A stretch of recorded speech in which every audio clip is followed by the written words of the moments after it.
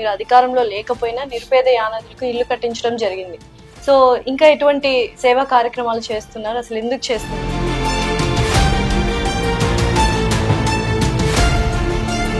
నా దగ్గరికి ఎవరైనా బాగా ఆపదలో వస్తే వాళ్ళు సాయం చేయడం ప్రయత్నం చేస్తుంటా.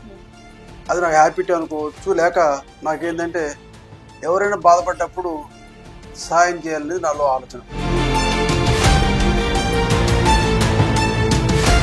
జై హో బీసీ జై హో తాతయ్య అనే నినాదం కూడా ఏర్పడింది. సో సదస్సులు కూడా పెట్టారు, బీసీ సదస్సులు. ఎంతవరకు మీకు ఓటేస్తున్నారు?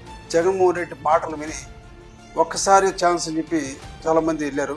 ఇప్పుడు మొత్తం వెనక్కి వచ్చి చాలా మంది బీసీలు అందరూ కూడా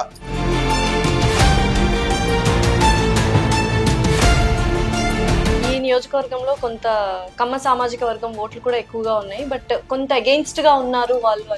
కాన్స్టిట్యూన్సీ మా నాయకుడు రఘురాం గారు ఉన్నారు. అదేవిధంగా మండల పార్టీ నాయకులు కావచ్చు, విలేజ్ కావచ్చు, ఆ సామాజిక వర్గం మీద తీసుకొని చక్కగా వాళ్లే పోటీ చేస్తున్నట్టు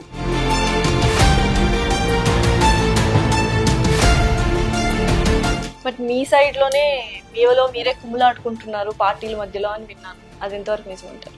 ఏదో కొన్ని చోట్ల వస్తాం, మా కుటుంబంలో అన్నతమ్ముల మధ్య కూడా వస్తూ ఉంటాయి, అంత తప్ప ఇంటర్నల్ పార్టీ వస్తూ ఉంటే అడ్జస్ట్ అవుతారు.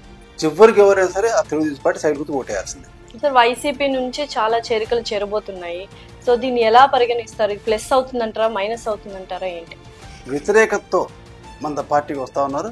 మన పార్టీ మీద మన నాయకుడు చంద్రబాబు విశ్వాసం కావచ్చు, లోకల్ మా నాయకత్వం కావచ్చు, రఘురంగ నాయకత్వం మీద విశ్వాసంతో చాలా మంది జాయిన్ అయ్యి వస్తున్నారు. తప్పకుండా దీనివల్ల